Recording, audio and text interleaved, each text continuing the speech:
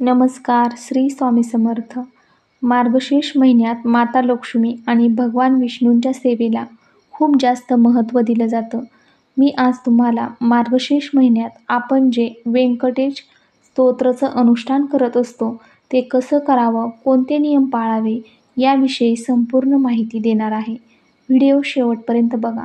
बरेच भक्त व्यंकटेश स्तोत्रमचं पठण करत आहेत आणि त्यांना खूप चांगला अनुभव आलेला आहे.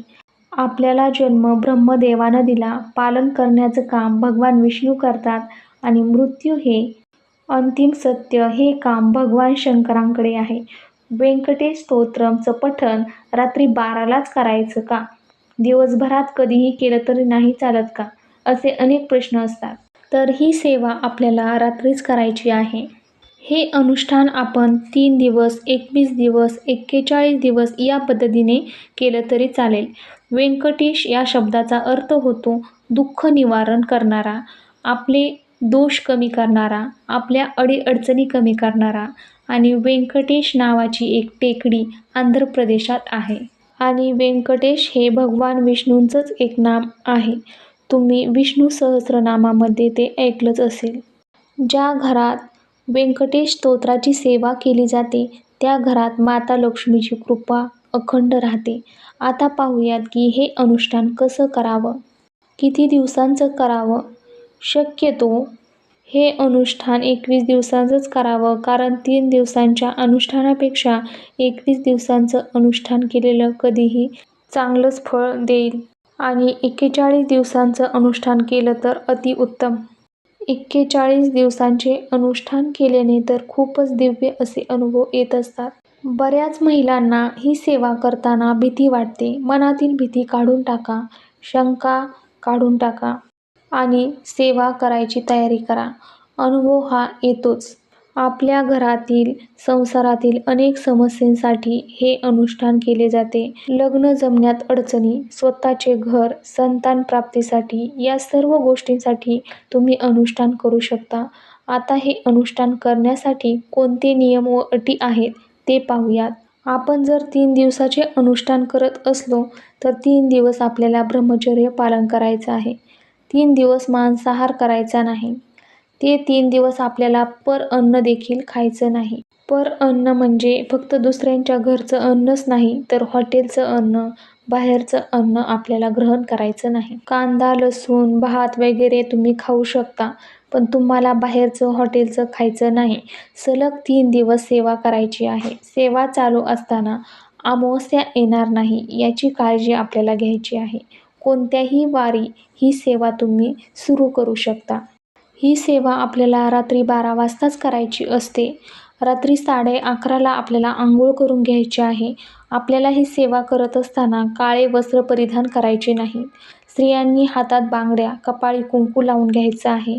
पुरुषांनीही काळे वस्त्र परिधान करू नये. अनुष्ठान सुरू करत असताना पहिल्या दिवशी आपल्याला पूजा मांडणी करून घ्यायची आहे. मग ती पूजा मांडणी आपल्याला 3 दिवस अजिबात हलवायची नाही. ही पूजा मांडणी पूर्वेकडे किंवा पश्चिमेकडे तोंड करून मांडावी. हे अनुष्ठान करत असताना आपल्याकडे भगवान विष्णूंचा, बालाजीचा किंवा बाळकृष्णांचा फोटो असावा. मूर्ती असली तरी देखील चालेल. चौरंगावर किंवा पाटावर नवीन लाल किंवा पिवळ्या रंगाचं वस्त्र आपल्याला अंथरून घ्यायचं आहे आणि त्यावर मूर्ती किंवा फोटो स्थापित करून घ्यावा. त्यानंतर आपल्याला पहिल्याच दिवशी संकल्प करून घ्यायचा आहे. संकल्प करत असताना आपल्याला अखंड शब्द वापरायचा आहे. संकल्प करताना उजव्या हातात पाणी घेऊन त्यात अक्षदा, फूल आणि हळद कुंकू अर्पण करून घ्यायचं आहे. मी अमुक इच्छापूर्तीसाठी व्यंकटेश स्तोत्रमची 3 दिवस अखंड सेवा करत आहे असे बोलून ताम्हणात पाणी सोडून द्यावे. त्यानंतर आपल्याला खडीसाखर नैवेद्य म्हणून ठेवायची आहे. पाण्याचा लोटा भरून ठेवायचा आहे आणि त्यानंतर बरोबर 12 वाजता सेवेला सुरुवात करायची आहे. व्यंकटेश स्तोत्रम प्राकृतमध्ये आहे आणि संस्कृतमध्ये देखील आहे. तुम्हाला संस्कृतमध्ये वाचायचं असेल तर तुम्ही संस्कृतमध्ये वाचा, नाहीतर प्राकृतमध्ये वाचलं तरी देखील चालेल. संस्कृतमध्ये 15 ओव्या तर प्राकृतमध्ये 108 ओव्या आहेत. हे पठण आपल्याला 21 वेळा करायचं आहे. 21 वेळा पठण केल्यावर एक मंडल होतं. प्राकृतमध्ये सुद्धा 21 वेळा पठण केल्यावर एक मंडल होतं. तुम्ही जर संस्कृतमध्ये पठण करत असाल तर सुरुवातीच्या 20 वेळा पठण करताना सुरुवातीच्या 8 ओव्या वाचायच्या आहेत आणि 21व्या वेळेस संपूर्ण वाचायचं आहे. प्राकृतमध्ये वाचत असताना 20 वेळा 80 ओव्या वाचायच्या आणि शेवटच्या वेळेस संपूर्ण वाचन करून घ्यायचं आहे. संस्कृतमधील फलश्रुती 9व्या ओवीपासून आहे तर प्राकृतमधील फलश्रुती 81व्या ओवीपासून आहे. संस्कृतमधलं व्यंकटेश स्तोत्रम हे प्राकृतपेक्षा जास्त प्रभावी मानलं जातं. आपण जी पूजा मांडणी केली आहे त्यासमोर बसून सलग संपूर्ण पठण करायचं आहे. जर एकदा ही सेवा सुरू केली की 3 दिवस सलग ही सेवा करावी. आपल्याला ही सेवा रात्री 12ला करायची आहे. मग त्याआधी झोपू नये. 12च्या अगोदर झोप घेऊन नंतर उठायचं म्हटलं तर आपल्याला आळस येतो. या अनुष्ठानाचं उद्यापन हे 3ऱ्याच दिवशी आपल्याला करायचं आहे. फलश्रुती रोज वाचायची. 21 ओव्या 21 वेळा दररोज पठण करायच्या आहेत.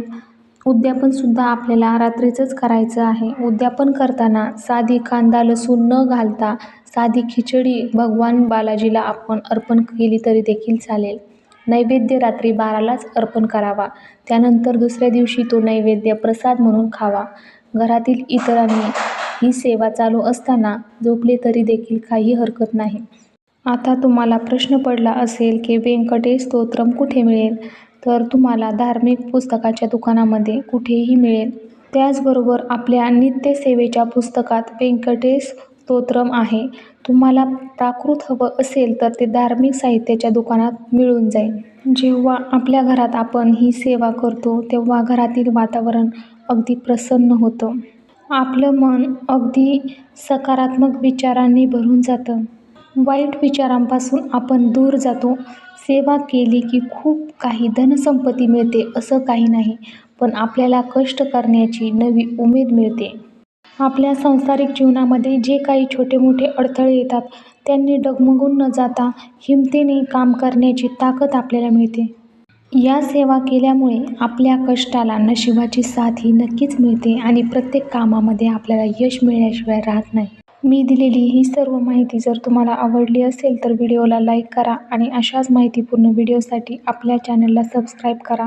व्हिडिओत सांगितलेल्या माहितीप्रमाणे तुम्हीही 3 रात्रींची व्यंकटेश स्तोत्राची सेवा करा आणि तुमच्या जीवनातील नवीन बदल अनुभवा. धन्यवाद. श्री स्वामी समर्थ.